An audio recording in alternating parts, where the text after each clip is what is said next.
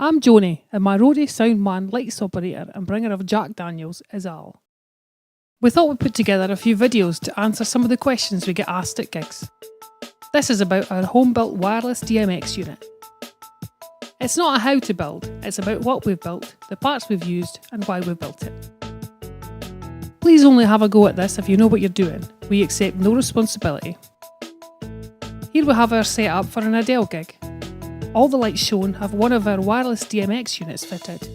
We all hate carrying, laying out and winding in cables. That's the why answered. A simple net search will show you that units are available to do this job. The cheapest come in at around £75. You can also buy similar items from China or eBay, but usually they need an external power supply or run on batteries. This is how we've done it. Our setup has a PC running at the back. We use the excellent and free QLC Plus software to control the DMX lights. It produces a web interface which is transmitted on our stage Wi-Fi and can be controlled by any connected phone, pad or computer browser. The boards we use can be wired to DMX in or out sockets. This means that one board can be wired as a DMX transmitter and as many as you want can be wired as receivers.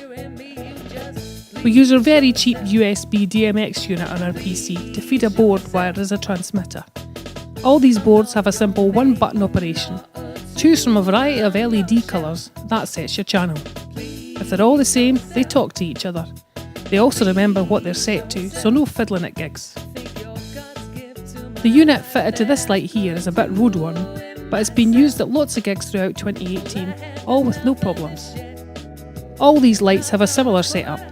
The power in and out socket on our box makes it easy to take advantage of that power out that's available on lots of lights, or to put the power through the WDMX unit, then into the light.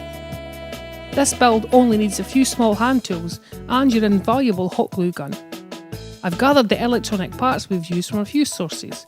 We'll list what to search for and a breakdown of the cost.